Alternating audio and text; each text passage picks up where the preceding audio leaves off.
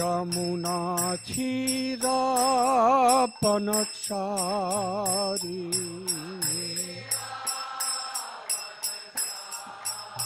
Jamuna Chira Panachari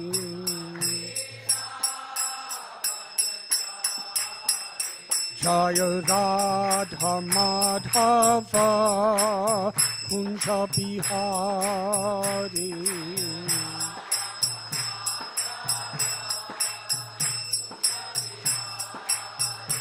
Jaya Radha Madhava Kunja Bihari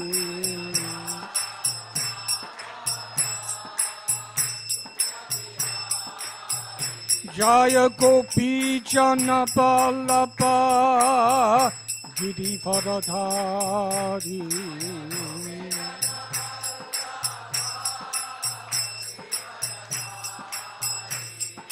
Gopi Jana Ballabha Girivardhari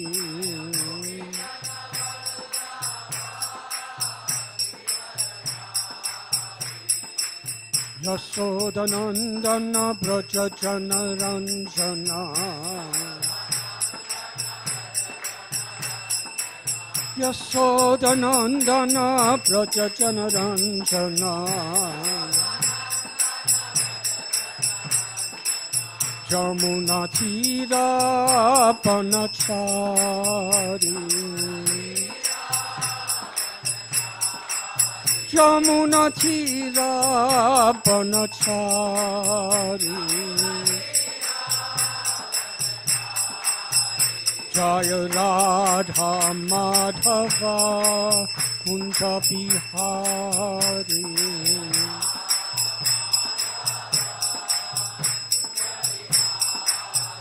Jaya Radha Madhava Kunja Bihari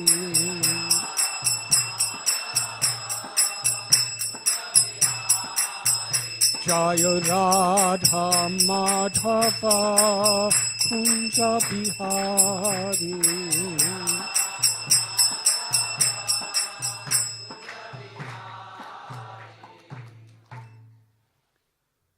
Jayom Vishnupad Paramhansa Parivrajakacharsha Astho Tadasata Sri Srimad Abhay Charanad Binda Bhakti Vedanta Swami Prabhupada Ki Jai ISKCON founder Acharya Srila Prabhupada Ki Jai Jayom Vishnupad Paramhansa Parivrajakacharsha Astho Tadasata Sri Srimad Srila Bhakti Siddhanta Saraswati Thakur Prabhupada Ki Jai Ananti Koti Vaishnava Vrinda Ki Jai Namacharya Srila Haridas Thakur Ki Jai Prem Sikaho Sri Krishna Chaitanya Prabhu Nityananda Sri Advaita Gadadhara Shivas Adi Gauda Bhakta Vrinda Ki Jai Sri Sri Radha Krishna Gopa Gopinath Sham Kund Radha Kund Gidi Govardhan Ki Jai Sri Vrindavan Dham Ki Jai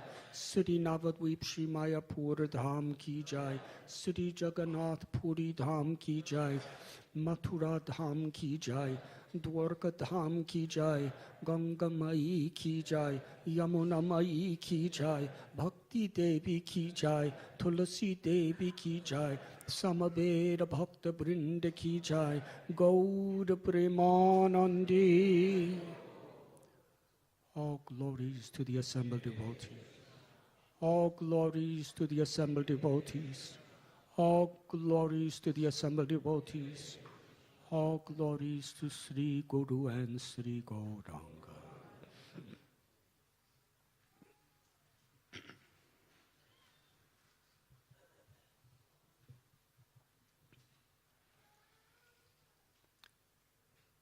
Om Namo Bhagavate Vasudevaya.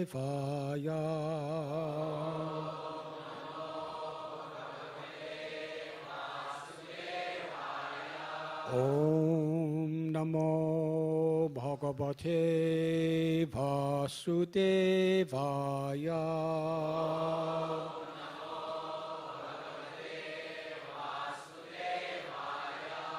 Om Namo Bhagavate Vasudevaya.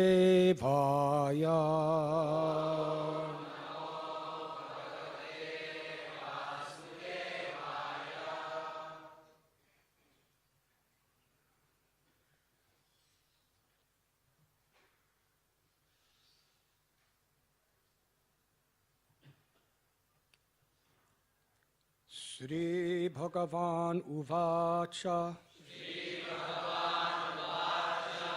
Ete Vaisu Mahotpatha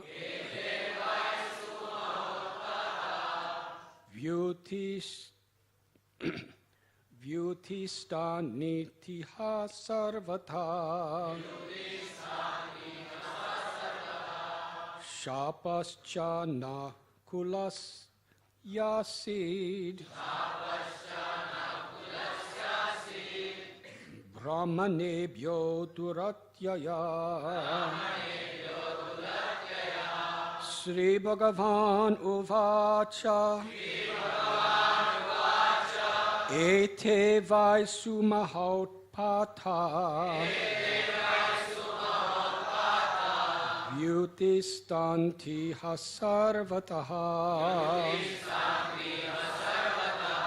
Shapaschana Kulasyasid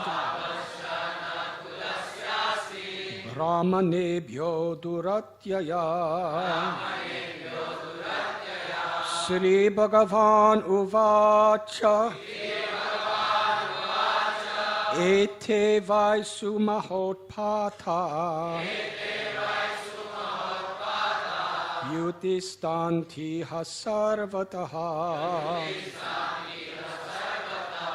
Shapaschana Kulasyasid Brahmanebhyo Duratyaya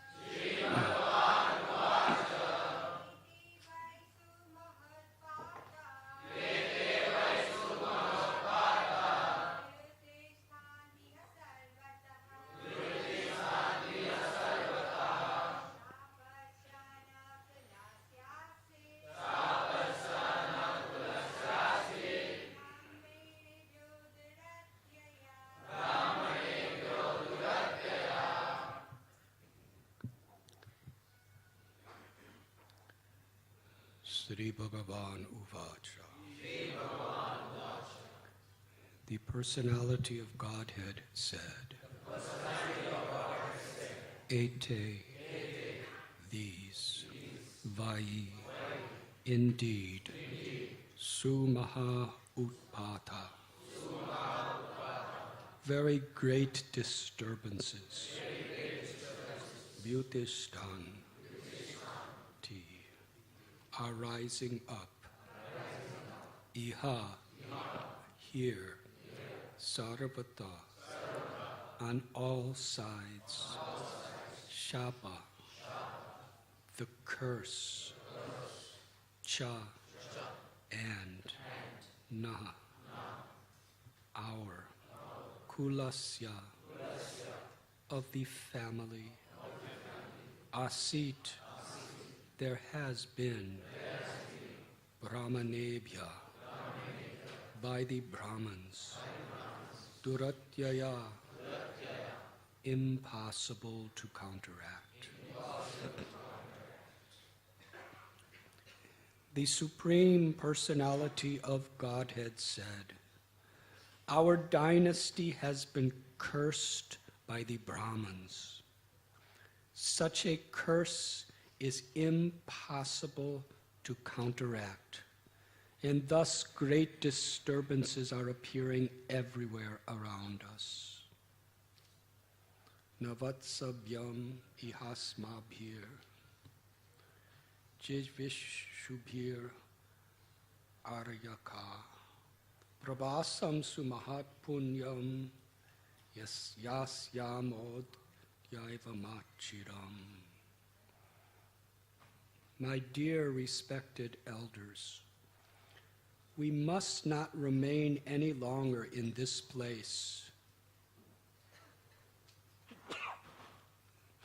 if we wish to keep our lives intact. Let us go this very day to the most pious place, Prabhas. We have no time to delay. Purport. Many demigods coming to the earth to assist Lord Krishna in his pastimes took birth within the Yadu dynasty and appeared as Lord Krishna's associates. When the Lord had completed his earthly pastimes, he wanted to send these demigods back to their previous service in universal administration. Each demigod was to return to his respective planet. The transcendental city of Dwarka is so auspicious that whoever dies there immediately goes back home, back to Godhead. But because the demigod members of the Yadu dynasty, in many cases, were not yet prepared to go back to Godhead, they had to die outside the city of Dwarka.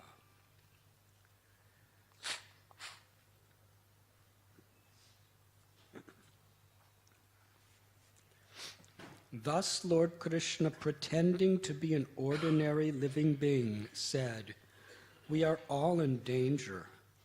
Let us all immediately go to Prabhas." In this way, by his yoga maya, Krishna bewildered such demigod members of the Yadu dynasty and led them away to the holy place, Prabhasa. Since Dwarka is Paramamangala, the most auspicious place, not even an imitation of inauspiciousness can take place there. Actually, Lord Krishna's pastime of removing the Yadu dynasty is ultimately auspicious. But since it outwardly appeared inauspicious, it could not take place in Dwarka. Therefore, Lord Krishna led the Yadus away from Dwarka. After having sent the demigods back to their planets, Lord Krishna planned to return to the spiritual world, Vaikuntha, in his original form and remain in the eternal city of Dwarka. Srila Bhakti Siddhanta Saraswati Thakur has made the following important comments on this verse. Prabhasa is a famous holy place located near the Veraval railway station within the region of Junagara. In chapter 30 of the 11th canto of Srimad Bhagavatam, it is written that after hearing the words of Sri Krishna, the Yadavas went to the mainland from the island city of Dwarka by means of boats and then traveled to Prabhasa in chariots. At Prabhasa Kshetra, they drank a beverage called Maideya and became engaged in a mutual quarrel.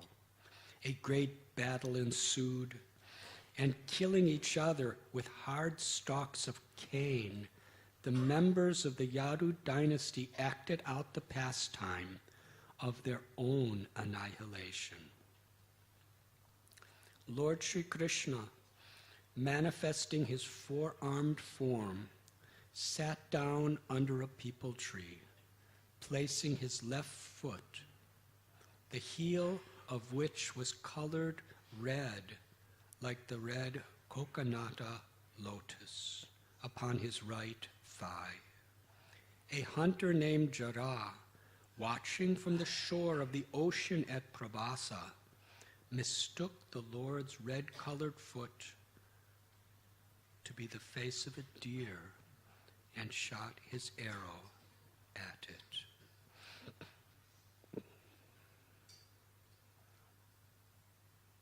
At the base of that same peepal tree, under which Lord Krishna had sat there, is now a temple. 1 mile away from the tree, on the seashore, is the Vira Prabhanjana Mat, and it is said that from this point, the hunter Jara fired his arrow.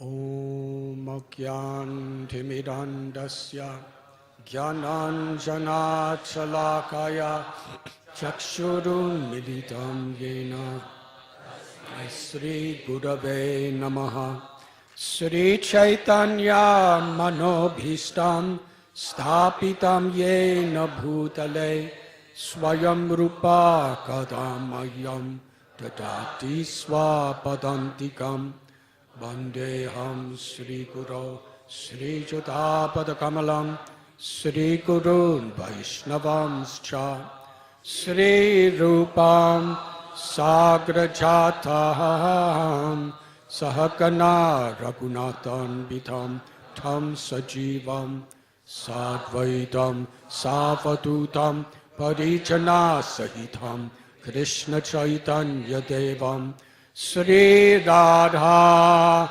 Krishna Padan Sahakana Ladita Sri Vishakan Vitamscha He Krishna Karuna Sindhu Dinabandhu Jagatpate Gopesha Gopika Kanta Radha Kanta Namostate Tapta Kanchana Gaurangi Radhe Brindavaneshwari Vrishabhanu Sute Devi Pranamami Hari Priye Vansha Kalpatarubhyascha Kripa Sindhubhya Evacha Patitanam Bhavanibhyo Vaishnavebhyo Namo Namaha Sri Krishna Chaitanya Prabhu Nityananda Sri Advaita Gadadhar Srivasati Gaura Bhakta Vrinda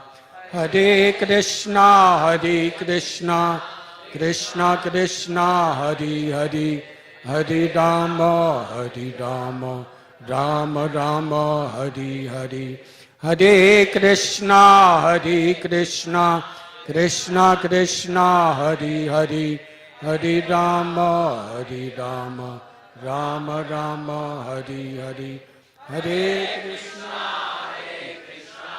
Krishna Krishna Hare Hare Hare Rama Rama Rama Hare Hare.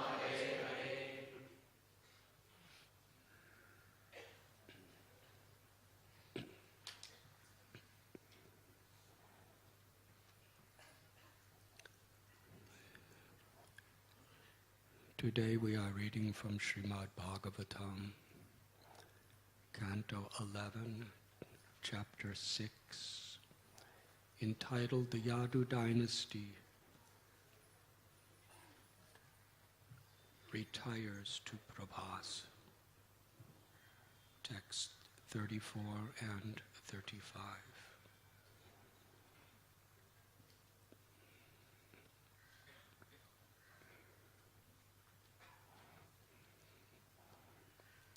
In the fourth chapter of Bhagavad Gita, a well-known verse that is essential to understand before we can approach the Srimad Bhagavatam. Janma karma chave divyam evam yo veti tattvata tyaktva deham punar janma naiti mam eti sorajana. Krishna personally tells that the transcendental nature of my appearance and activities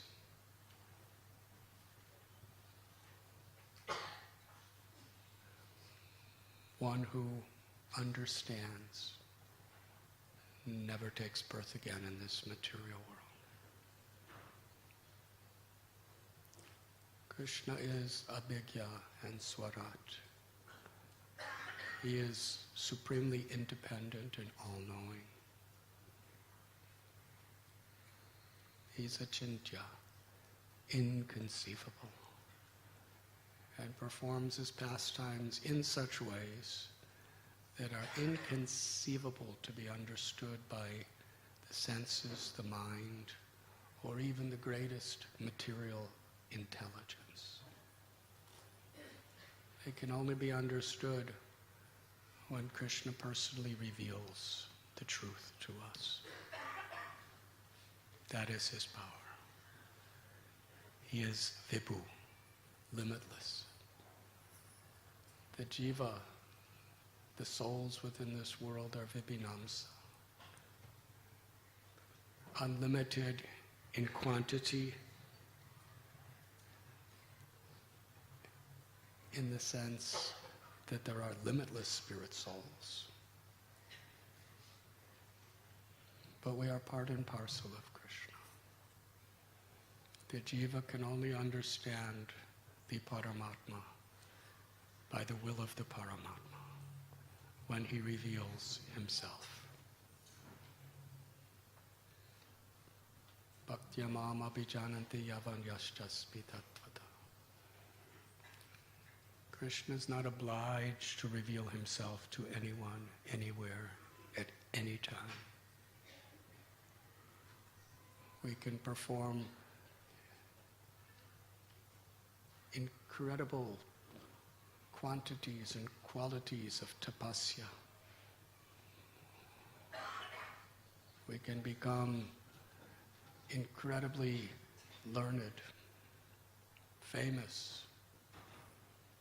We can give large amounts of charity. Whatever we do, it never qualifies us to understand Krishna. How beautiful. Krishna reveals himself according to his own sweet will. And by his own sweet will, he comes to this world personally, speaks Bhagavad Gita, performs many pastimes in various incarnations to teach us what pleases him and what Krishna is attracted. What is he attracted to? That reveals himself, the unlimited, to little conditioned souls like us. It is bhakti, love, devotion, the sincere surrender of the heart to be completely surrendered to the pleasure of Krishna.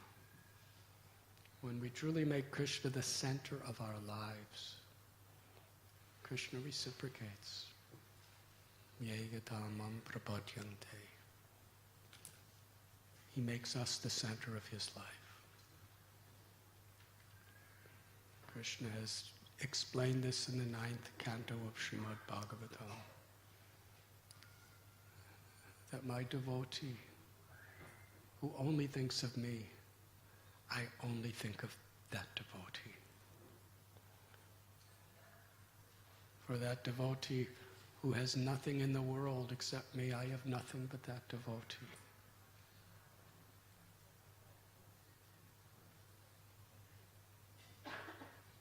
Krishna has the power to personally give his fullest energy to a single devotee, while simultaneously doing that for all of his devotees.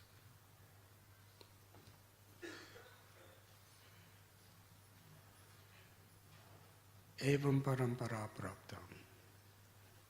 Therefore, in this world, the only way to actually know Krishna as he is as he reveals himself through the hearts of his true devotees.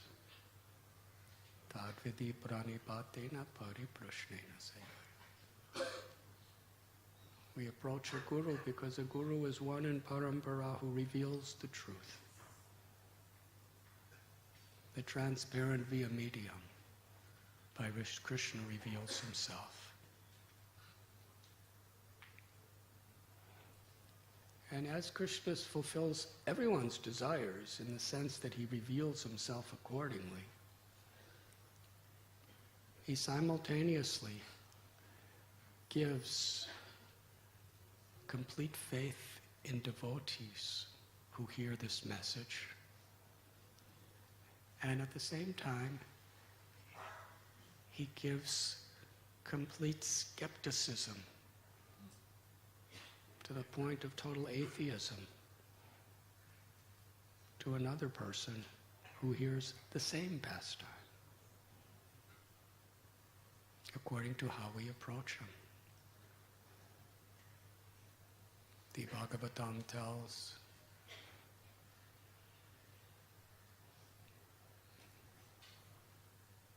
Vasudevi Bhagavati Bhakti Yoga Prayojata Janayat Yasya Vairagyam Jnanam Chayadohitakam. That the complete fulfillment of all knowledge and all renunciation are accomplished simply by rendering sincere devotional service, bhakti, to the Lord.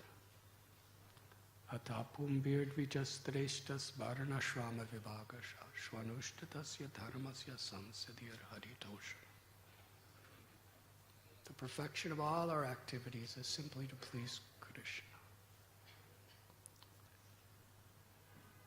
And Krishna tells that in order to get a taste to hear about Krishna, when we actually really have a taste to hear about Krishna,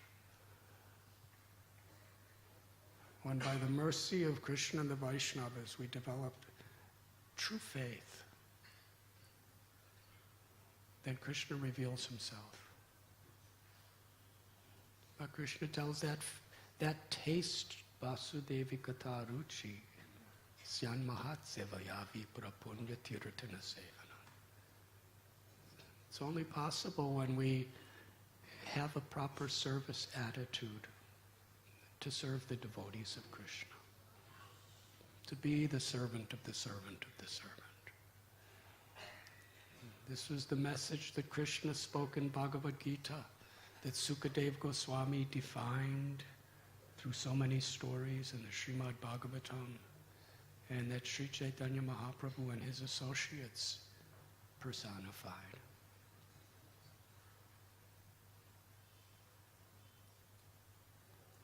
Without this attitude to see as the greatest treasure of our life, to please Krishna by serving his servants, we could never truly understand Krishna. We could memorize Krishna's Leelas, but if we don't do it in such a way that pleases Krishna, it simply remains theoretical. Transcendental knowledge is not meant to remain theoretical. It's meant to realize, to have direct experience. That experience comes when Krishna gives us that experience.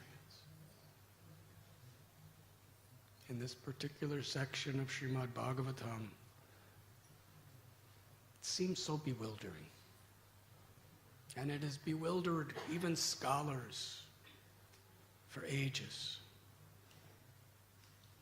Krishna and the Yadu dynasty, how they left this world.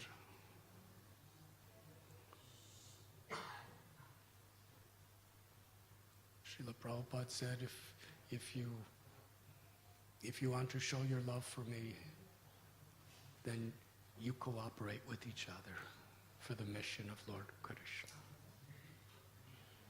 Krishna told the Prachetas that I'm appearing before you because I'm pleased by your friendly relations with each other.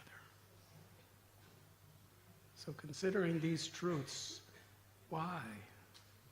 Why the Yadu dynasty, who are Krishna's own relatives, who lived with Krishna for so long? Many of them, they lived with Krishna in Mathura. Then they moved to Dwarka with Krishna, and they lived with Krishna for well over 100 years, seeing him every day, having direct darshan with him. Why did they fight with each other to such an extent, as we find in Prabhasak Chaitra? How is this possible? Is this a contradiction? Devotees aren't supposed to fight with each other. And if they do fight, it's supposed to be to uplift each other, not to kill each other. So it seems quite bewildering. Yet, when we read these beautiful purports by the acharyas,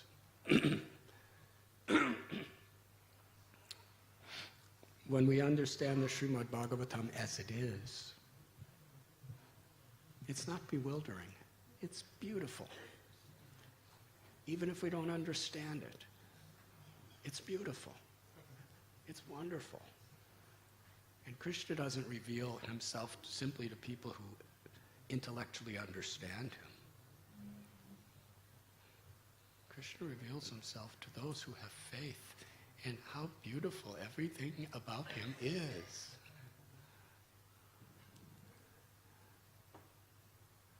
That's the proper understanding. Quantitative understanding of Krishna is impossible. Krishna is limitless in every way. But the qualitative understanding of Sharanagati, Krishna, I'm yours. When Krishna's pleased, then Krishna, you're mine. He gives us that understanding, that everything about Krishna is all attractive. Whatever Krishna does is supremely merciful to all living beings. Here we find in the purport the explanation that when Krishna told Brahma and the demigods on the shore of the ocean of milk that he would descend to fulfill the prayer of Mother Bhumi, to eliminate the miscreants, to reestablish true principles of religion, and to reveal his own divine pastimes. He would appear in the dynasty of the Prishnis and the Yadus, and Andaka, and that the demigods should expand themselves to take birth in those places to assist him in his pastimes, which they did. So many of the demigods are living in Dwarka. And Krishna to Dwarka is so auspicious on every level that if during Krishna's Leela, if anyone passes away in Dwarka, they must go back home, back to Godhead immediately. So here in this verse, Krishna is saying our dynasty has been cursed by the Brahmins. Such a curse is impossible to counteract. What can be impossible for Krishna? Krishna can do anything. Why is Krishna saying impossible? This is Krishna. If everything is possible for Krishna, that means it's possible for Krishna to make something impossible. Otherwise, not everything is impossible for Krishna. So Krishna is saying it's impossible. It's a pastime. The Yadus were so powerful, being devatas, direct associates, relatives of Krishna. There was no one in the universe that could harm them. The only people that could harm them were each other. So Krishna performed this beautiful pastime because they had fulfilled all the purposes that they had come for. Krishna had fulfilled all the purposes that he had come for.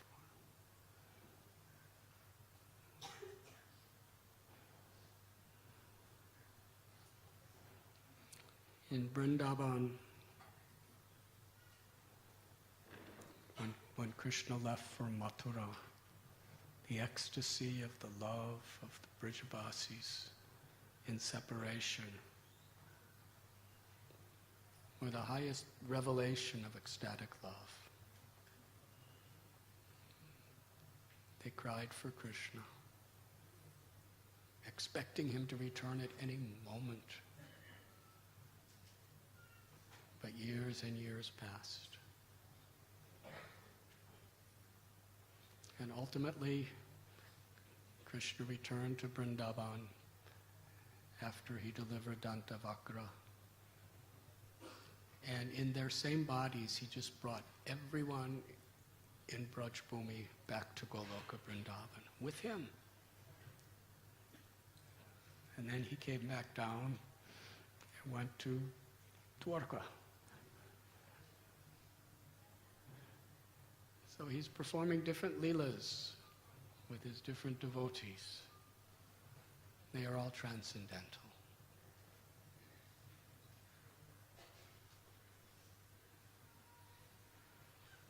The Srimad Bhagavatam, the Bhagavad Gita, when we hear these messages from great souls in Parampara, everything makes sense. Otherwise, however scholarly we are, we have to speculate like anything to figure out what's happening. And we can never come to the conclusion. Tesham satata yuktanam bhajatam pariti purakavam dadami buddhi yogam tam yena mamupayanti te.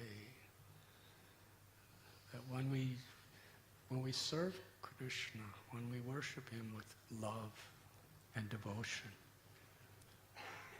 Krishna makes everything known to us. Whatever we're supposed to know to awaken our love and devotion, more and more Krishna reveals to us. The month of December, so many of our devotees were distributing these books that Srila Prabhupada have written.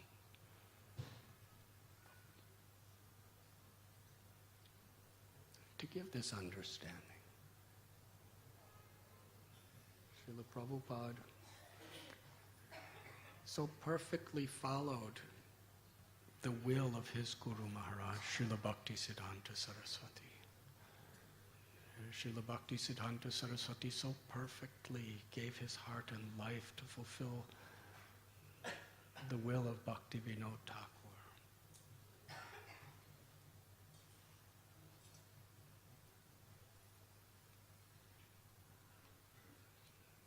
To make these transcendental literatures available to the devotees and to the people in general.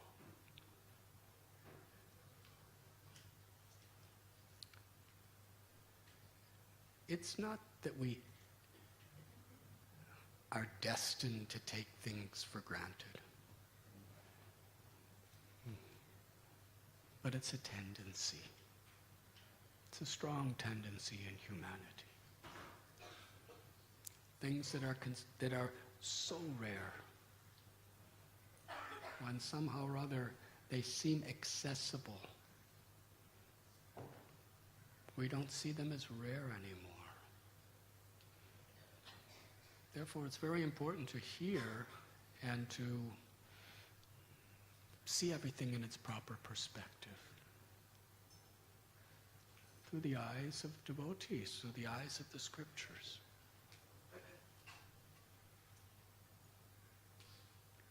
Srinivasa Acharya, he so much wanted to meet Lord Chaitanya.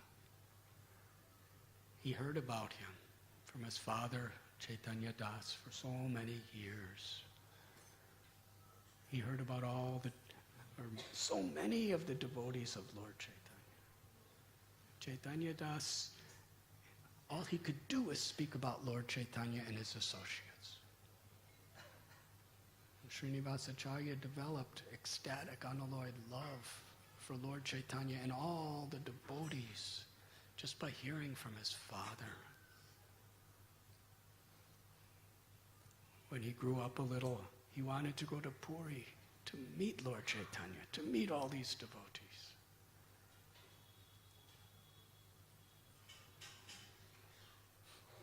Sri Chaitanya Mahaprabhu appeared to him, please come to Puri. And he was rushing to Puri. And right in the outskirts of Jagannath Puri, he met some people who told him Lord Chaitanya Mahaprabhu has left the world.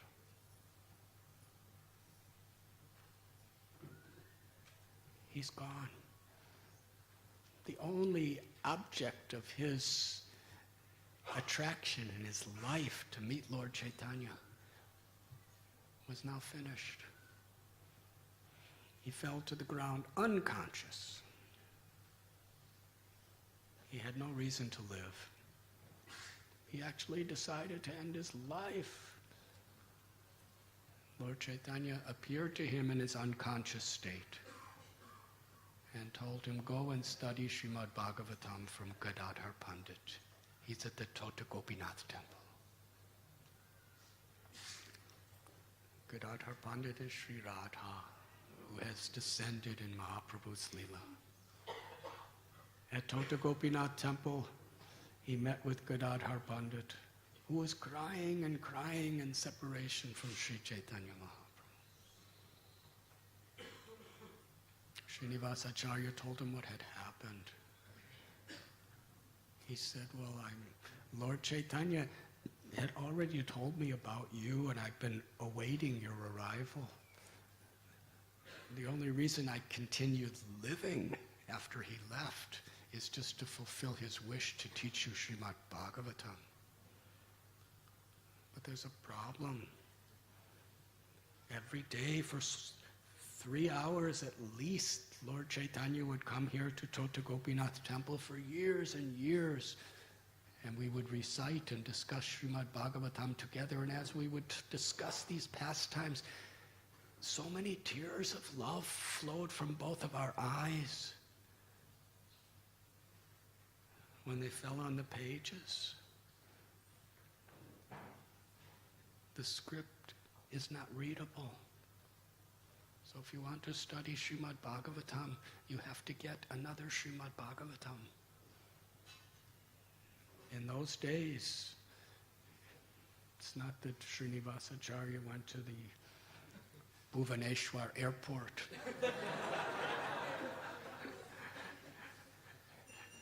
And somebody came and said, and put up Srimad Bhagavatam in his hand and asked for a donation.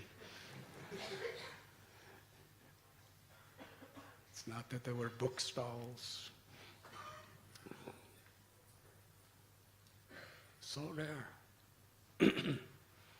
He had to walk all the way back to the Navadvip area. And he had to find a scribe to personally copy the entire 18,000 slokas of Srimad Bhagavatam. It wasn't ready-made.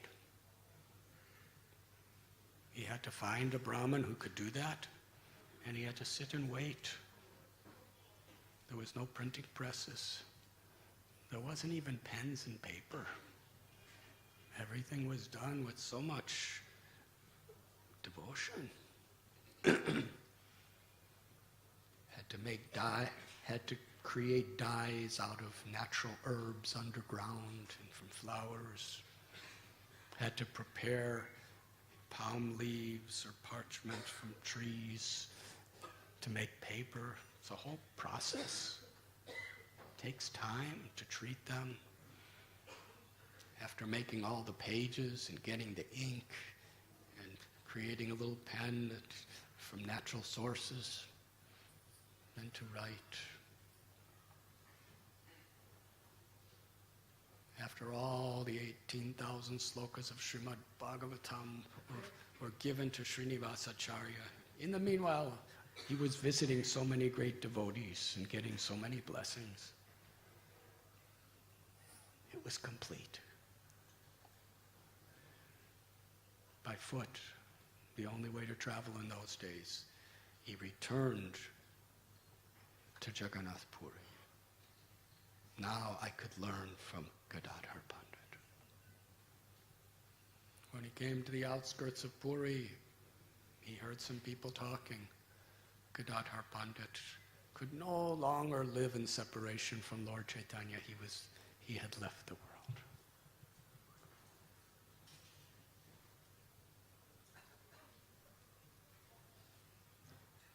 Srinivasacharya understood the value of Srimad Bhagavatam and understood that the true value of Srimad Bhagavatam could only be realized when we study under person Bhagavats, people who live the Srimad Bhagavatam.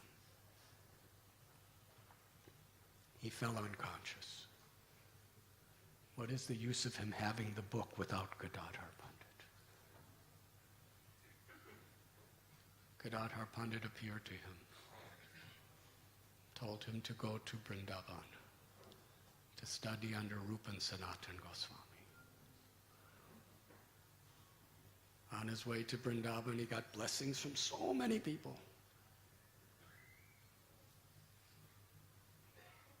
When he reached Mathura, he bathed with fish from Ghat.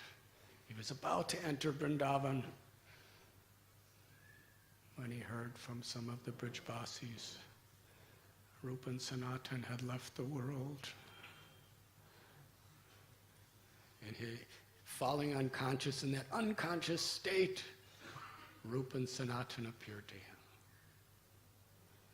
and told him he should take initiation from Gopal Bhatta Goswami and learn Srimad Bhagavatam from Jiva Goswami. Simultaneously, Sri Chaitanya Mahaprabhu, Rupa and Sanatan Goswami appeared to Jiva Goswami and gave the same message, that Srinivasa is coming. Take him and give him shelter. And Gopal Bhatta Goswami must initiate him. And he appeared to Gopal Bhatta Goswami in a vision and told the same message, Rupa and Sanatan. When Srinivasacharya arrived in Vrindavan,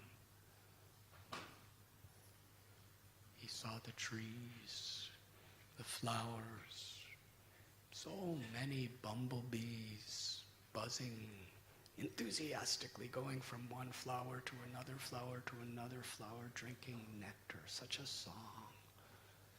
There were peacocks and peahens dancing. and cawing.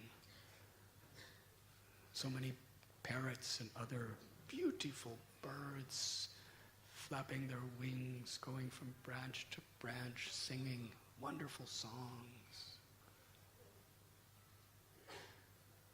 The forest of Vrindavan. He was seeing the spiritual world, the ultimate beauty. He went to the temple of Govinda Dev. And taking darshan of Shri Radha Govinda, he just sat in a secluded place and cried. Meanwhile, Jiva Goswami went to visit Gopal Bhatta Goswami. Jiva Goswami bowed down and placed his head at the feet of Gopal Bhatta Goswami, and they both cried because they both had the visions of Rupa Goswami. They were so much anticipating the arrival of Srinivasacharya. Jiva Goswami went to Radha Govinda and found Srinivasacharya crying in separation. He lifted up and brought him to Radha Damodar temple and offered him to Sri Sri Radha Damodar, the Murti that Rupa Goswami personally carved for him. And then brought him to Gopal Bhatta Goswami. Gopal Bhatta Goswami was sitting just near Sri Sri Radha Raman, crying in ecstatic love. Srinivasacharya bowed down, and Gopal Bhatta Goswami understood his purpose. He placed his feet on the head of Gopal Bhatta, of Srinivasacharya, picked him up, embraced him, offered him at the lotus feet of Sri Sri Radha Raman.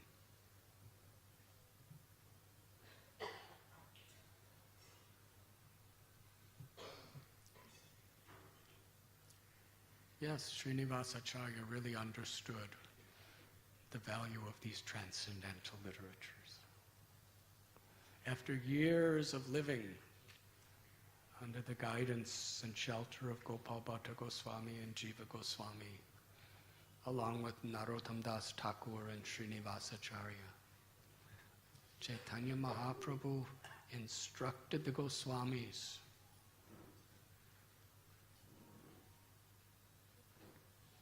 to send Srinivasacharya and his two dear brothers to distribute the Goswami's books in Bengal.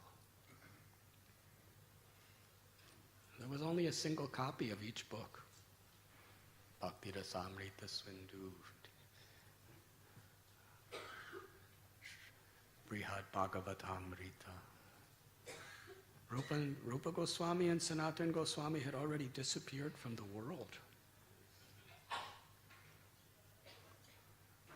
And their own handwritten manuscripts were in the care of Jiva Goswami. There was a wonderful little library.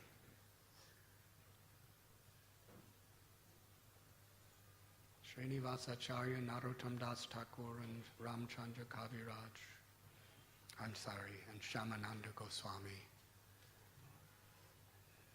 They were given the instructions to take these most valuable treasure houses of mercy to Bengal to have them copied by scribes. Because Vrindavan was a forest in those days, a very secluded forest. Make many copies and distribute them. It was the first party for book distribution.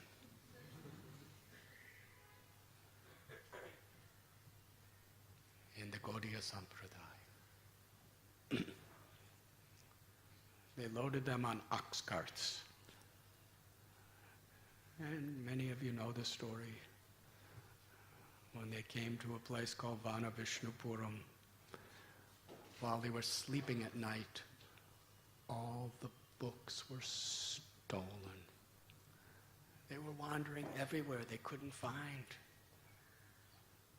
This was their responsibility.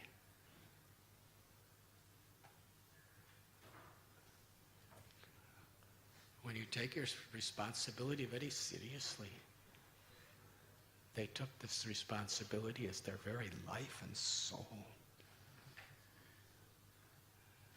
Their mission was to take the Goswami's original manuscripts, have them copied in many times, in volumes, and distribute them to the world and teach them.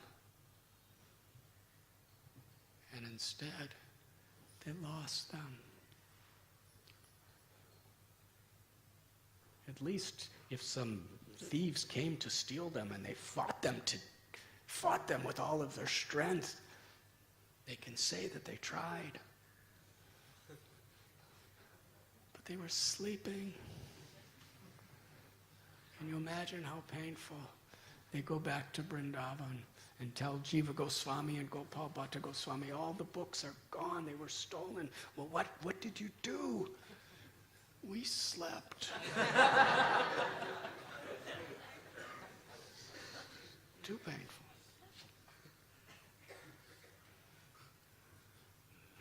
So you see, Krishna really made a wonderful pastime. When ultimately Srinivasacharya recovered the books, and King Birambir became his disciple. He's the one who stole them through his dacoit robbers. He and his queen, and King Birambir made every single person in the whole kingdom disciples of Srinivasacharya. It's the first Gaudiya Vaishnava kingdom. And gave every bit of support for the distribution of these books. But considering everything, Srinivasacharya, he understood the value of these books.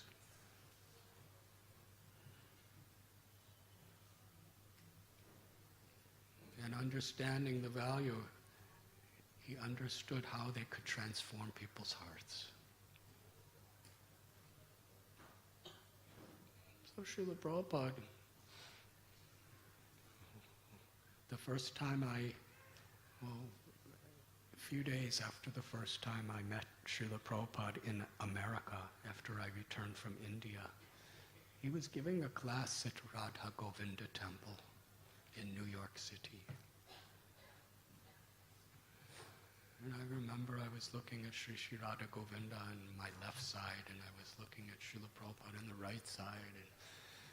And as Prabhupada was talking, I started to fall asleep because I didn't sleep the night before, so I kind of went closer to the deities and stood up so I could hear really nicely. And Prabhupada was saying, "You are distributing my books, but are you reading my books? How will you understand the value of what you're giving to people unless you read them?" He was greatly emphasizing. Sometimes when Prabhupada was asked, "How could we repay you?" he said, "Receive what I have given you and share it with others." Srila Prabhupada gave so much of his life, his soul, to provide these books for us. Receive them according to our capacity. Try to understand them. In fact, from the very beginning, almost just after the beginning when he established temples, he wanted Srimad Bhagavatam class every morning, Bhagavad Gita class every evening. That was very much important. He wanted us to read the books, he wanted us to hear the books, he wanted us to discuss and then share them with the world.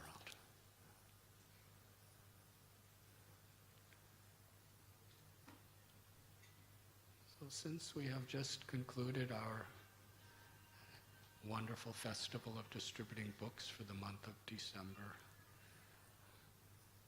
I'd like to speak something about the festival that we're celebrating today.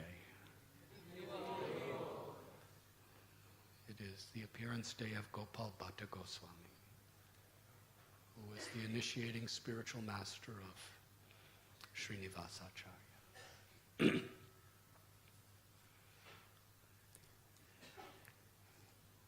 Lord Chaitanya, after accepting sannyas and Katva from Keshav Bharati Maharaj, he was guided by Nityananda Prabhu to Shantipuram, where he met his devotees, including his mother Sachi, who requested Lord Gauranga, the same Krishna who's in Vrindavan, who you're longing to see, resides in Puri as Lord Jagannath. Jagannath Puri is none different than Vrindavan. Make your home in Puri, because it's close to Navadvip, like 2 rooms in the same house. So to please his devotees, he went to Puri. And to please the devotees, next year in Kartik, we're having our yatra in Puri.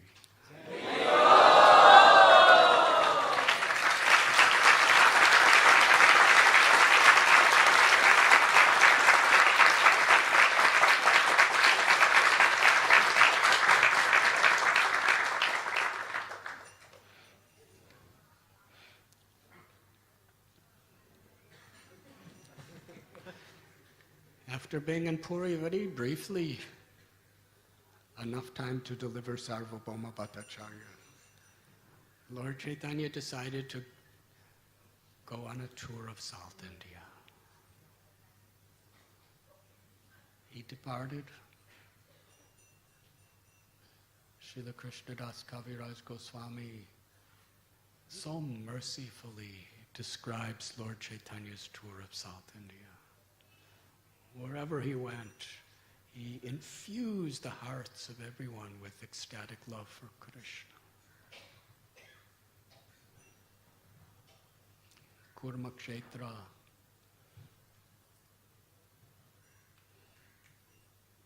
he went to Vishakhapatnam, Singhachalam, at the Godavari River, near Rajmundri. He met with Ramananda Rai and had that historical conversation with him for many nights. He went to Ahovalam, to Mangalagiri,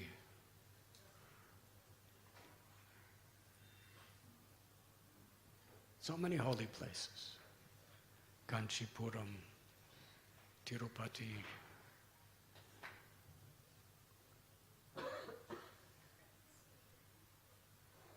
And ultimately, he came to Srirangam. When he arrived at Srirangam, the monsoon rainy season began, Chaturmasya. And the tradition at that time is sannyasis who are traveling, they stay in one place for the 4 months of Chaturmasya. At the Ranganath temple, he was dancing in transcendental ecstasy, worshipping Sri Ranganath Swami. And so many people were coming to see the beauty of Lord Chaitanya's ecstatic love for Krishna.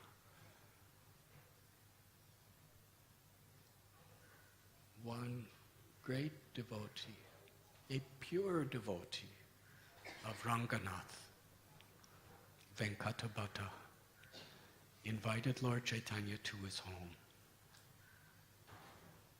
Venkatabhatta was one of the pujaris, one of the lead pujaris of Sri Ranganath. Rangakshetra was the headquarters of Sripad Ramanujacharya.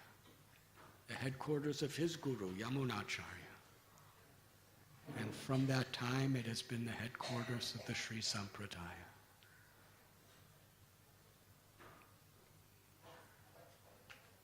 This year, we have observed the 1000th anniversary of the appearance of Sripad Ramanujacharya in Sri Purambudur.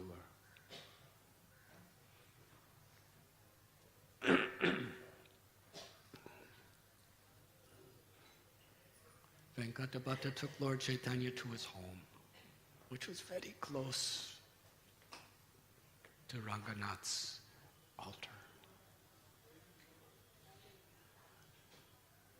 He had two brothers, Tirumala Bhatta and Prabodhananda Saraswati. And he had a son who was about 7 years old. His name was Gopal. When Venkatabhatta, he could understand Lord Chaitanya's divinity because his heart was so pure. He washed Lord Chaitanya's lotus feet as soon as he came into the house and distributed that Charanamrita to his brothers and to little Gopal. When the Charanamrita, the foot wash of Sri Chaitanya Mahaprabhu, sprinkled on the head of little Gopal Bhatta, and he drank some of that water. The child incessantly cried. Ecstatic love awakened in his heart. He surrendered his heart and soul to Sri Chaitanya Mahaprabhu.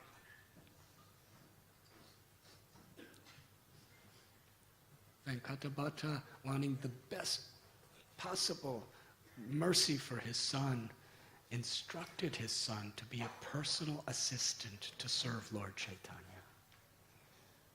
Every day he would massage Lord Gauranga's lotus feet and his legs. He would render very simple menial services. Whatever Lord Chaitanya would need, he would just go and run and bring to him. It was very simple, but with so much devotion, so much emotion, so much sincerity to please the Lord. During that time was a very historical discussion. Sri Chaitanya Mahaprabhu was very pleased to see the pure, unalloyed devotion that Venkatabhatta, Trimala Bhatta, and Prabodhananda had for Lakshmi Narayan. Their conception was Lakshmi Narayan as the supreme cause of all causes, who expands as Krishna and Ram and Narasimha and so many other forms within this world. Because it appears like this, because Krishna takes birth in Mathura. Ramchandra takes birth in Ayodhya. Narasimha Dev takes birth from a pillar. Vamana Dev takes birth from Brahma's nose. So like that. But Narayan, he doesn't take birth. He's living in Vaikuntha. So all of these great incarnations are all expansions of Narayan. This was their faith. Lord Chaitanya was very pleased because Narayan and Krishna are the same. One day, after being there for so many months, Lord Chaitanya said to Venkatabhatta,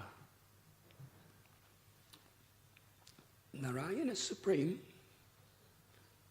and Lakshmi is eternal consort. She's eternally on his chest. But why did Lakshmi perform severe tapasya according to the scriptures to enter into Krishna's Rasa Leela? Why did she leave Vaikuntha to have the association of Krishna? It's quite a challenge. Venkata Bhatta, he defended Lakshmi. He said, Narayan and Krishna are exactly the same person. So since they're the same person, and she's Lakshmi Nath, Narayan, and Krishna, there is no unchastity, there's no unfaithfulness of Lakshmi, because Krishna is Narayan. Lord Chaitanya said, yes, that is true. And then Venkatapati himself, he said, why would Lakshmi want to be with the form of Narayan that's Krishna? Because Krishna's pastimes are the sweetest.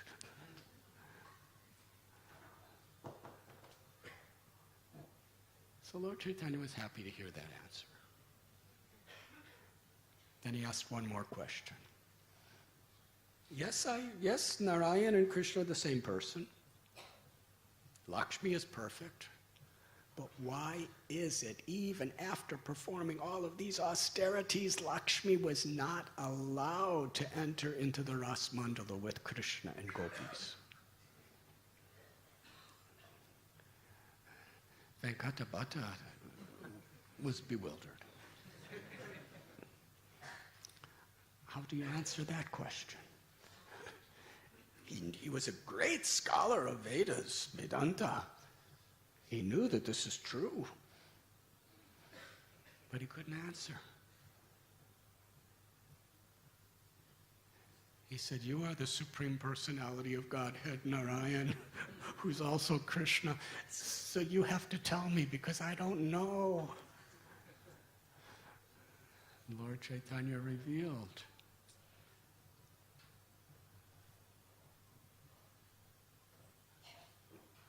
how Lakshmi is none different than Radha, the Shakti Tattva. And they are both eternally existing. But Lakshmi worships Narayan in Aishwarya Bhav.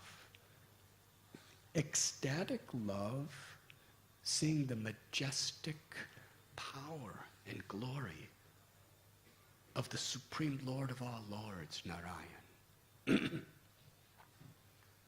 But in Vrindavan,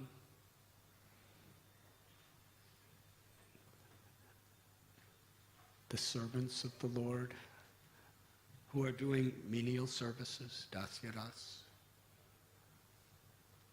who are the friends of Krishna, the parents of Krishna, and the lovers of Krishna. They love Krishna so intimately that Krishna, just to facilitate the sweetness of loving exchanges, he covers from their view his supreme Aishwarya, his majesty. Yashoda Mai, she's a Brajabasi. She chastises Krishna. Nobody chastises Lord Narayan in Vaikuntha. She shows him a stick, and Krishna cries in fear of his mother. Don't hit me with the stick. Please don't hit me with the stick. And just to protect him from being in danger, she ties him around the waist to a grinding mortar. This is Vrindavan. Krishna's friends, Sridama, Subala, Stoka Krishna, Madhu Mangala, they're joking with Krishna. They're dancing with Krishna. Sometimes they wrestle with Krishna. And they defeat Krishna in wrestling. They defeat Krishna in other games too. And just to show everyone in Braj Bhumi that I have been defeated, he carries the victorious cowherd boys on his shoulder and dances with them. And gopis, they dance with Krishna as lovers. They don't see him as God. They just love him because he's Krishna, Gopinath, Sham Sundar, Vrindavan Bihari.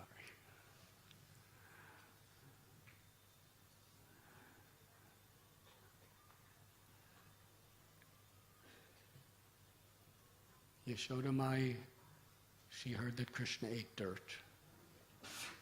In Vaikuntha, Narayan doesn't eat dirt.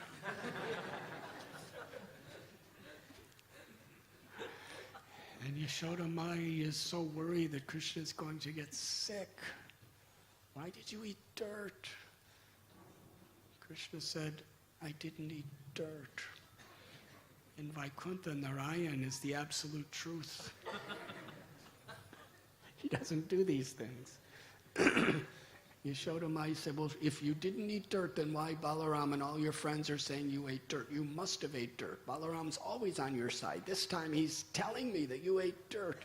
Krishna said, no, I didn't eat dirt.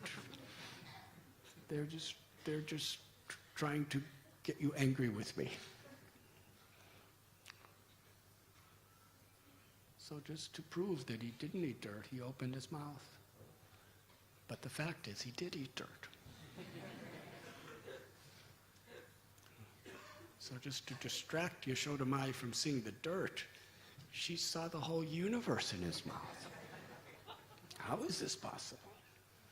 She saw all the oceans, all the mountains, all the forests, all the planets, all living beings. She saw the 3 modes of material nature personified. She saw the 26 elements of material nature personified. She saw everything. She saw the universal form. All in the little tiny mouth of Gopal. So then she entered into this Aishwarya bhav. My son is not an ordinary boy. She started offering prayers. I am thinking that I am Nanda's wife, therefore I am the queen of Vrindavan.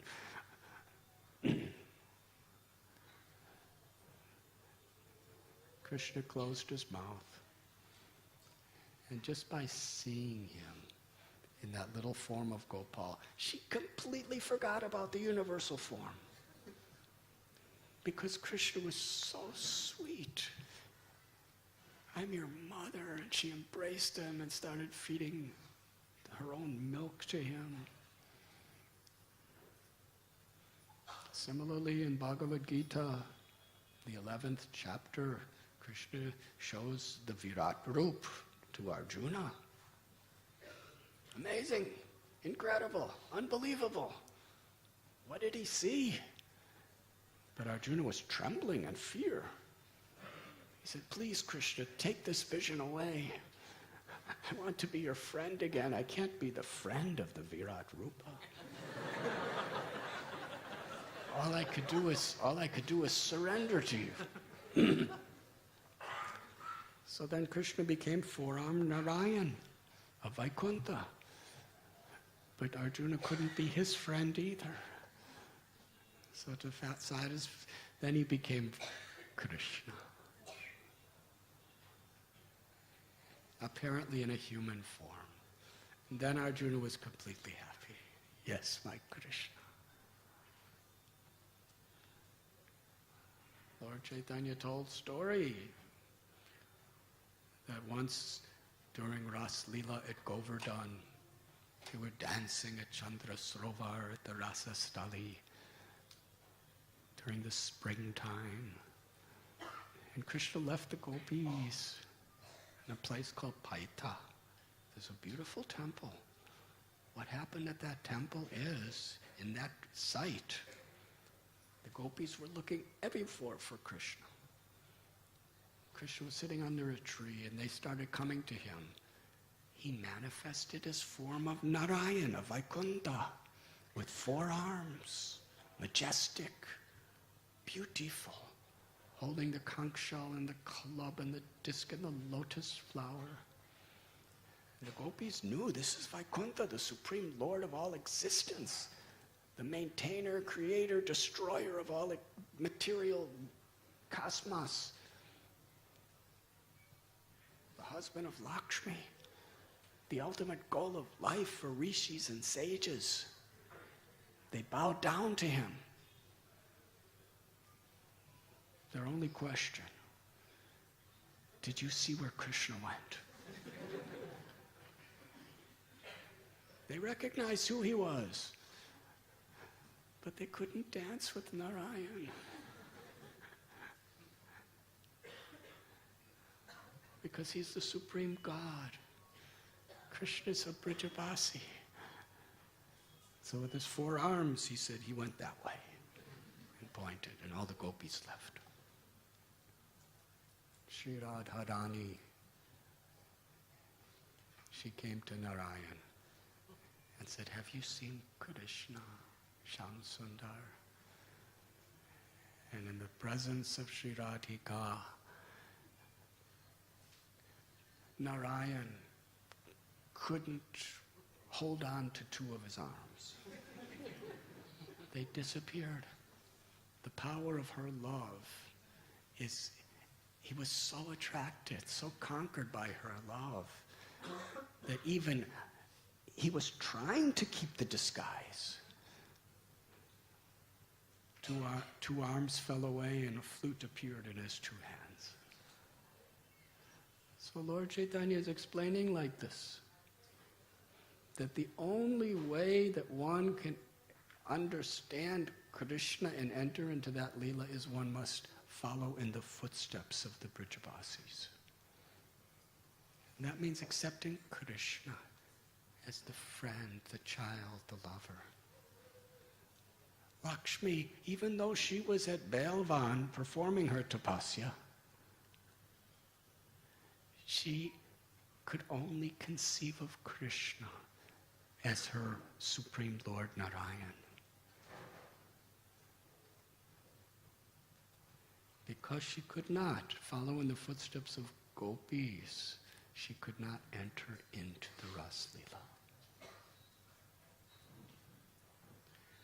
Venkatabhata, after hearing this, he said, all I know is you are Krishna. And I surrender to you. And Srimala Bhatta, Prabodhananda, and little Gopal Bhatta, they all heard this conversation. They all accepted Sri Sri Radha Gopinath as the supreme, ultimate object of their love. They became pure devotees of Vrindavan. They couldn't tolerate the thought that Lord Chaitanya would ever leave them. One day, little Gopal was thinking, why is Lord Gauranga, why did he take sannyas? I know why he took sannyas, out of his mercy to all living beings. But I don't like to see him performing so many austerities. Why did Providence show so much meanness to me by making me born in this place of Srirangam?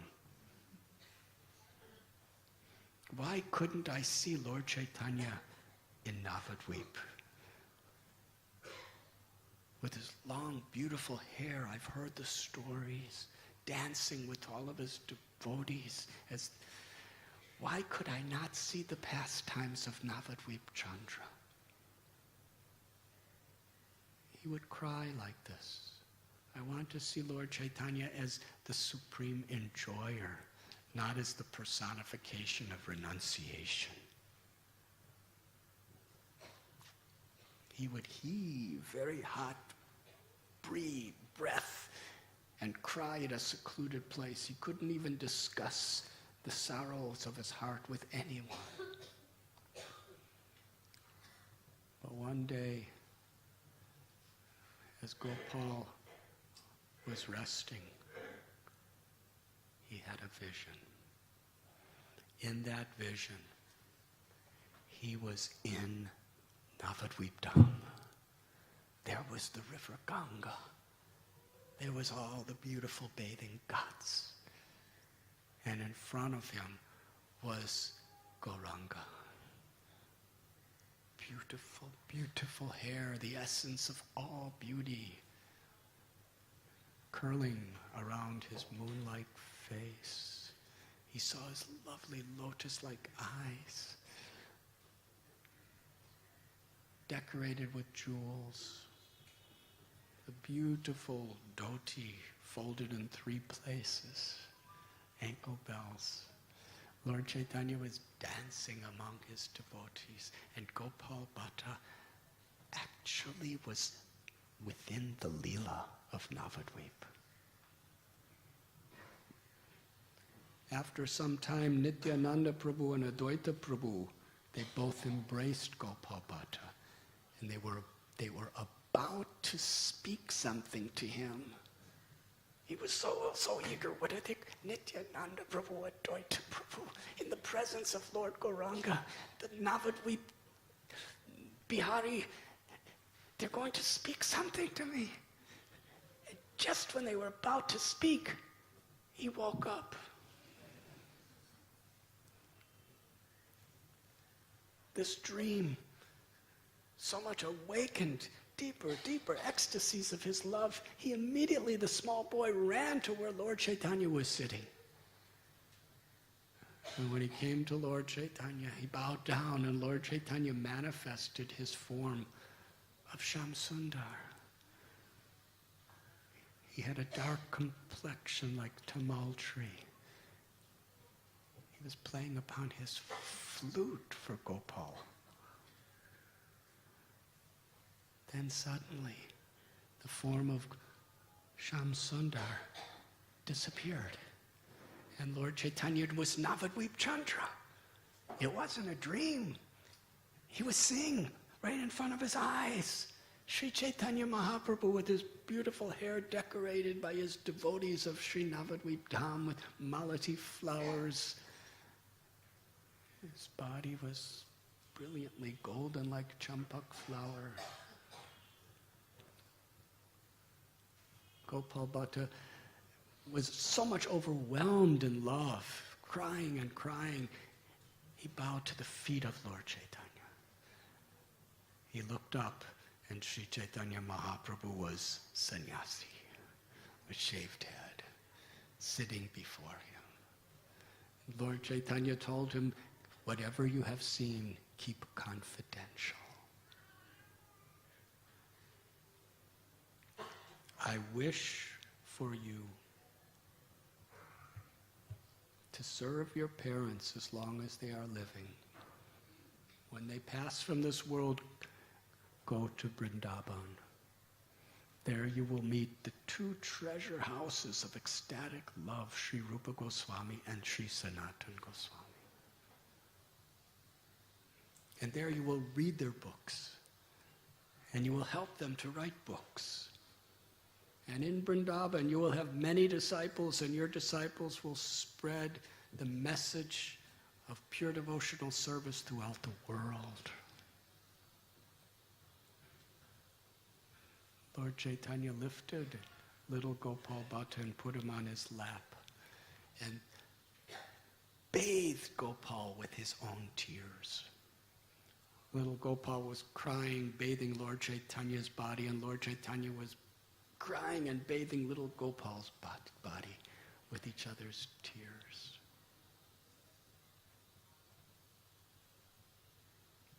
In this way, Gopal Bhatta served Lord Chaitanya with great devotion. And at the time when Sri Chaitanya Mahaprabhu was to depart from Sri Rangam, Chaturmasya had ended to continue his tour of South India. The 3 brothers and Gopal, they gave their hearts, they gave their lives to him as they wept in separation. Under Lord Chaitanya's direction, Gopal Bhatta took instructions and learned from Prabodhananda Saraswati, his uncle, who was a very great scholar. His father's devotion, his loving sentiments of Lord Chaitanya Mahaprabhu's personal mercy upon him, and the vast knowledge he was getting of Sri Chaitanya Mahaprabhu's teachings. Soon from Sri Rangam, Gopal Bhatta Goswami became famous throughout all of India, not only for his scholarship, but his character, his humility, his devotion. Years passed. Venkata Bhatta and his good wife, when they were in their last days, they blessed Gopal Bhatta. Go to Vrindavan. Remembering Sri Chaitanya Mahaprabhu and chanting the holy names of Krishna, the father and mother of Gopal went back home to Goloka Vrindavan. And Gopal Bhatta departed for Vrindavan. When he arrived, he was greeted by Rupa and Sanatan Goswami. Radhanath Das Goswami was there. Lokanath Goswami, Bhugarbha Goswami, Kashishwar Pandit was there. Radhanath Bhatta Goswami, Jiva Goswami was come. They all greeted Gopal Bhatta as their own brother. Meanwhile, at Tota Gopinath temple in Puri, like every day, Lord Chaitanya came there to meet with his devotees. Gadadhar Pandit was so dear to everyone. Sri Chaitanya Mahaprabhu would discuss Srimad Bhagavatam with Gadadhar Pandit for several hours every single day at the Tota Gopinath temple.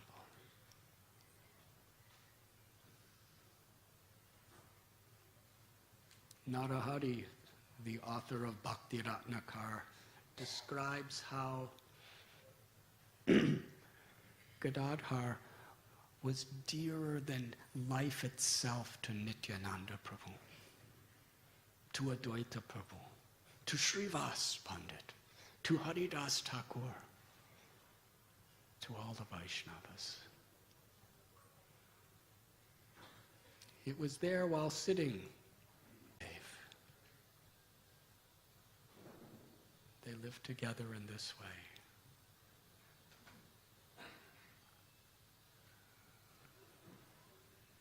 Lord Chaitanya appeared in a vision to Gopal Bhatta Goswami, telling him he wanted him to worship his form as Shalagram Shila. Gopal Bhatta Goswami went to Rupa Goswami and said, I'm Pujari for Radha Govinda, but this is what Lord Chaitanya has told. Rupa Goswami said, if that is his will, then please worship him as Shalagram Shila. Now these days, things are much more accessible. Gopal Bhatta had to walk all the way to the Kali Gandaki River in the Himalayas, where he collected 12 Shalagram Shilas, brought them back to Vrindavan. Many stories are told in this regard. But he made his life and soul worshiping these Shalagram Shilas. One time, a very great devotee who was quite wealthy came to Vrindavan to give ornaments for the deities of all the Goswamis. Crowns and flutes and necklaces and cloths. And he also gave to Gopal Bhatta Goswami. Gopal Bhatta Goswami placed them in front of a little shalagram, the Damodar Shila. And I wish I could I wish I could offer all these to you, but all I could do is place them in front of you. If it is your wish, my Lord, please manifest a form of Krishna so I can decorate you.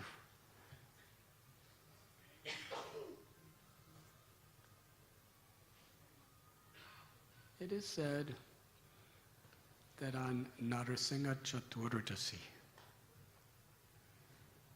he prayed, just as you came out of a stone pillar for Prahlad and appeared in the form of Narasingha Dev, please manifest yourself to me from this Shila.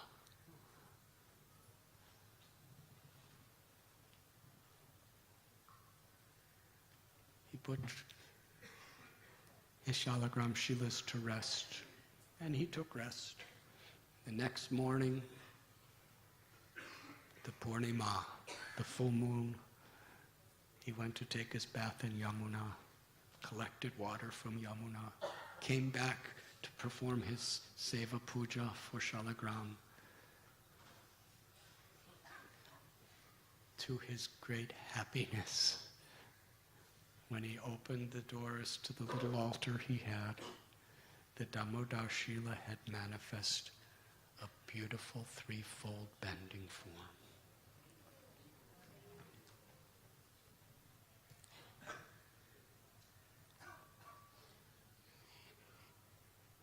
He went to inform Rupa Goswami, Sanatana Goswami. They came.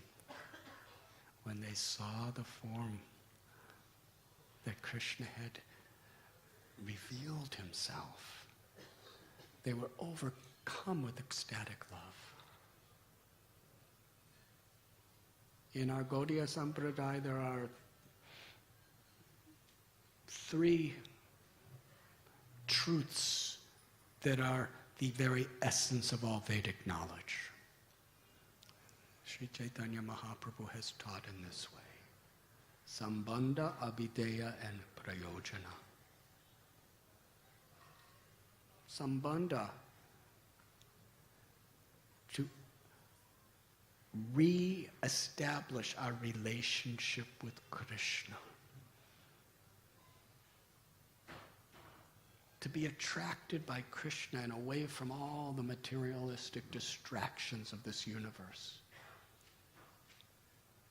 is the beginning. The Sambandha Murti is Madan Mohan. The Sambandha Acharya is Sanatana Goswami, representing the lotus feet of Krishna. Abhideya is to engage in spontaneous, loving, devotional service to Krishna. Govinda Dev is the Sambandha Murti, and Rupa Goswami is the the Abhideya Acharya and Abhideya Murti. And through the process of pure devotional service, Prayojana, one attains the ecstatic love of the gopis, the residents of Vrindavan. Gopinath is the Prayojana Murti. Radhanath Das Goswami is the Prayojana Acharya. The Goswamis, when they saw Radharaman, they saw all 3 of these murtis fully manifest in one form. Madan Mohan's lotus feet. They saw Gopinath's chest and his hands playing flute, and Govinda Dev's beautiful face. And because he appeared just close to Nidhiban,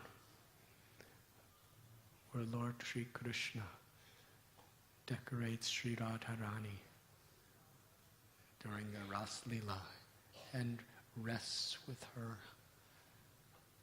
the Goswamis named the deity Sri Radha Raman. Krishna who gives pleasure to Sri Radha.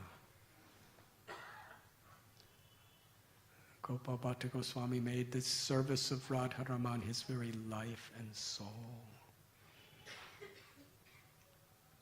He knew nothing but Sri Radha Raman.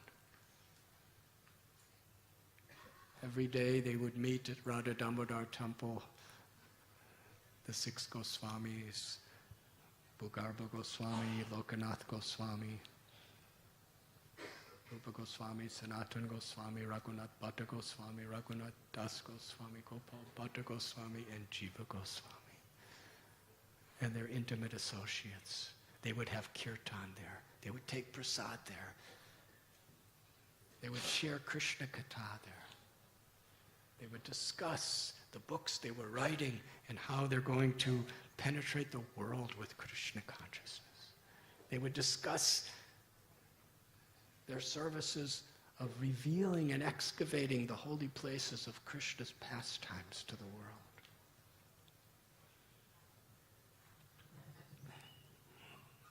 Srila Prabhupada said Radha Damodar temple is the center of the universe for Gaudiya Vaishnavas.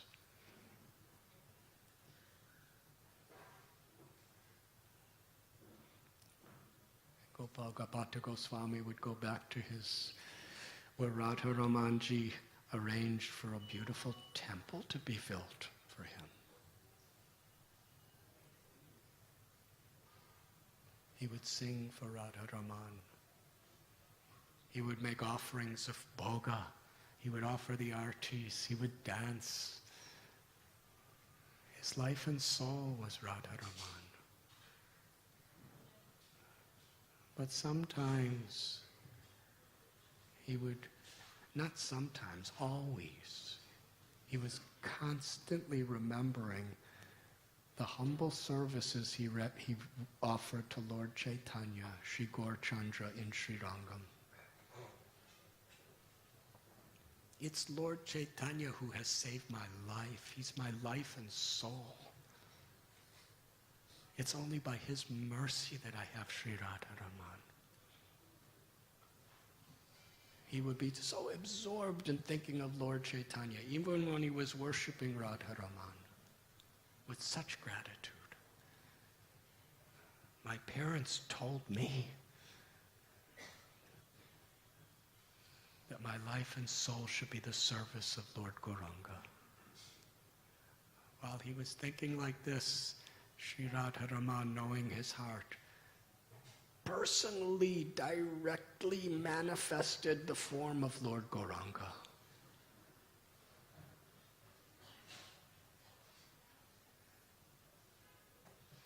Gopal Bhatta Goswami knew fully, by the Lord's will, that Lord Chaitanya Mahaprabhu is Radharaman.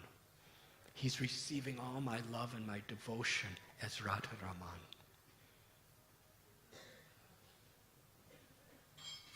In this way, Gopal Bhatta Goswami, in ecstatic love, resided in Vrindavan as one of the 6 Goswamis.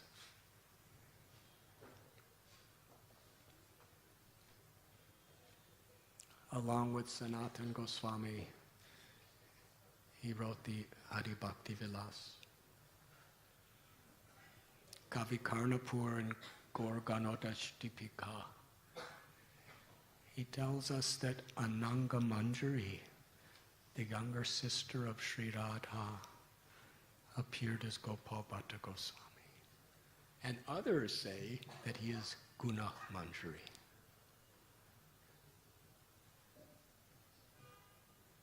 After Rupa and Sanatan Goswami departed from this world and Srinivasacharya came,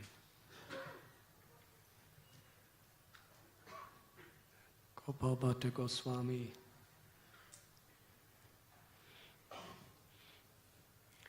he could see in Srinivasacharya, Shamananda Goswami, and Narottam Das Thakur how Lord Chaitanya Mahaprabhu's message was going to spread throughout the world.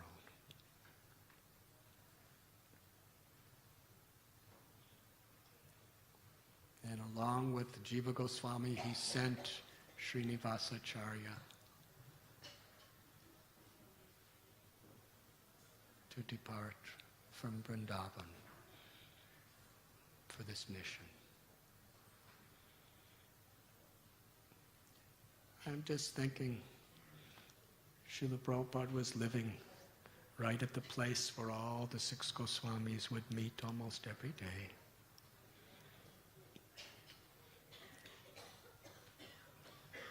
Gopal Bhatta Goswami would travel around Braj Bhumi. In Sanket, one of his bhajan kutirs is there, as well as Radha Kund. In Sanket, his bhajan kutir was a hole in the ground, an underground cave. Some of us have been there during our yatras. Some years before, when the yatras were small groups, we would all go in the cave one at a time, because you had to crawl underground, and when you get to the cave, you can't stand up, because it's just stones. All you could do is sit. There's no windows, no cross ventilation. Gopal Bhatta Goswami would sit there for months at a time just chanting, remembering Krishna.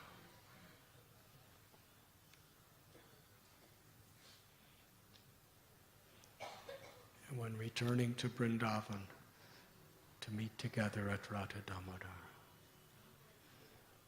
Srila Prabhupada lived there, in that very place. It was from Radha Damodar temple that Jiva Goswami specifically sent Srinivasacharya, Narottam Das Thakur, and Shyamananda Goswami to distribute these books. It was there that Srila Prabhupada,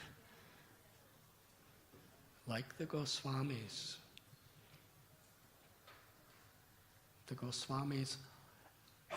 everything in their teachings was to personify the essence and churn the nectar that's in the Srimad Bhagavatam. Because Chaitanya Mahaprabhu said like this, Srimad Bhagavatam Amalam Puranam. In drama that we saw a few days ago, it was quoted that Lord Chaitanya said the crest jewel of all the Vedas is the Srimad Bhagavatam, the Amalam Puranam, the cream of all Vedic literatures.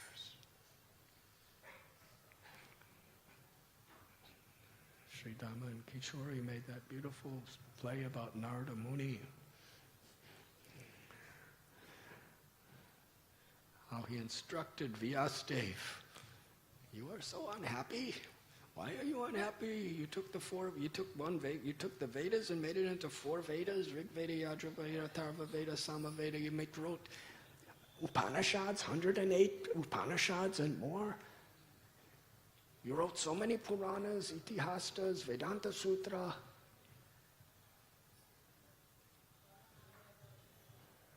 Vyasadeva said, I've done all this, but still there's an emptiness in my heart.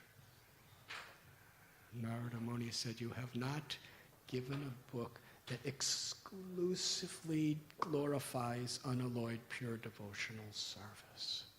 And you have not directly described the beautiful pastimes of Krishna in full.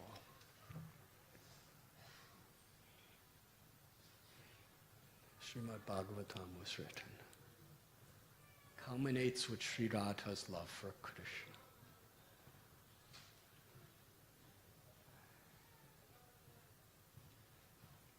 So the 6 Goswamis, their books were expanding the nectar of the Srimad Bhagavatam.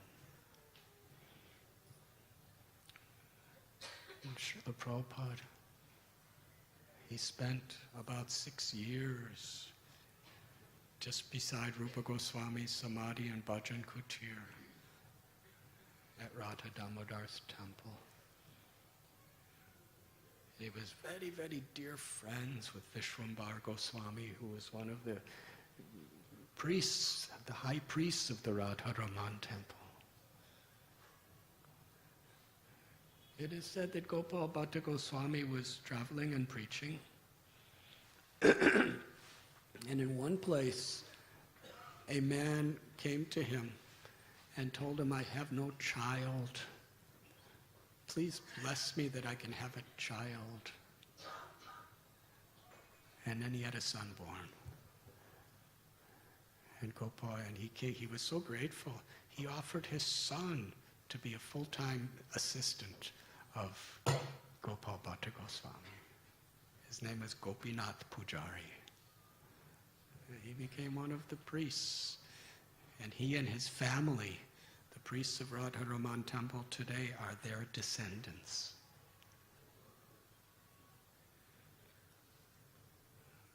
Srila Prabhupada, that was his life, living in Vrindavan, going to the temples of the 6 Goswamis, living in the very heart of the Goswamis' pastimes. The same mission. From the very place that Srinivasacharya, Narottam Das Thakur, and Shyamananda were dispatched to distribute books all over the world, Srila Prabhupada departed from Vrindavan. He had come to Mumbai. It was here that he got his free passage on Jaladuta to New York. He traveled down by Sri Lanka, Kanyakumari. His ship stopped for some time in Cochin, where it was Janmashtami and Srila Prabhupada's 69th birthday. And it was there on Srila Prabhupada, on Janmashtami and his 69th birthday, that from Delhi the Srimad Bhagavatams arrived and were put on the ship. Srila Prabhupada traveled to America with Krishna in the form of Srimad Bhagavatam.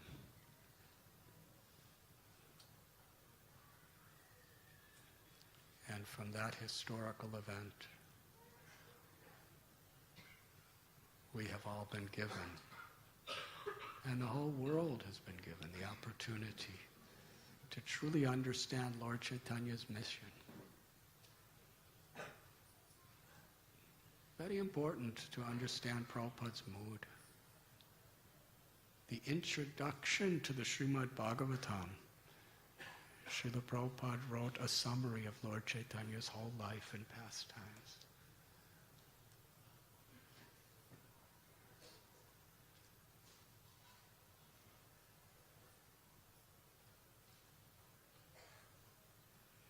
When Srila Prabhupada returned to India with devotees like Shyam Sundar Prabhu, who was with us at Radha Gopinath Temple today,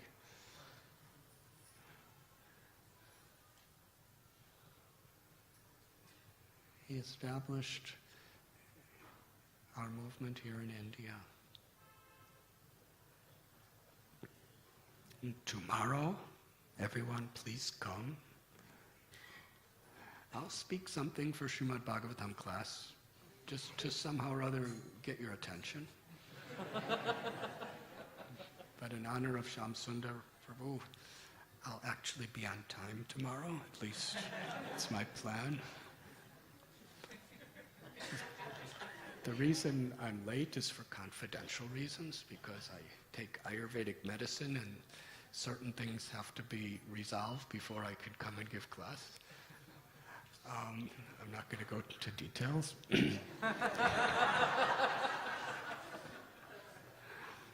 But Ayurveda is not, it's not based on punctuality.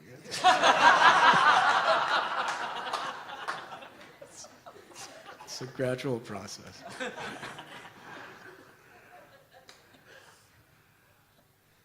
So tomorrow, Shyam Sundar Prabhu is going to be releasing his book, Chasing Rhinos with the Swami.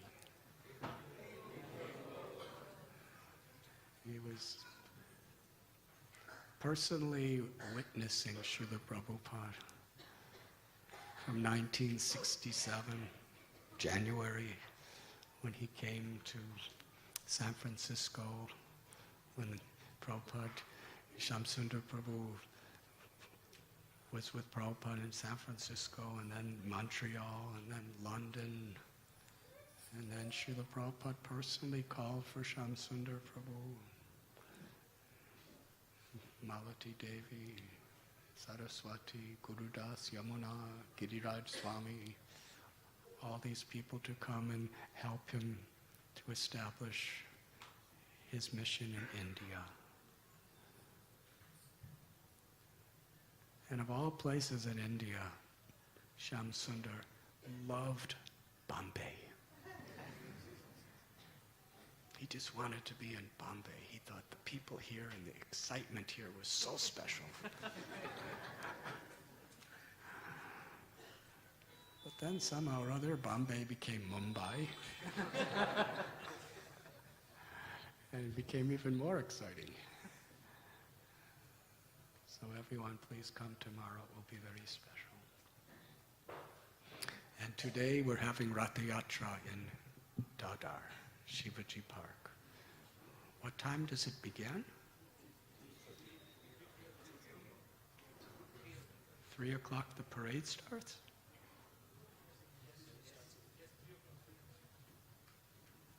Say loud, please. He said, yes, 3 o'clock. And then tonight there'll be a wonderful Pandal program. So, if possible, please, everyone, let us celebrate together. Srila Prabhupada Ki Jai. Thank you very much.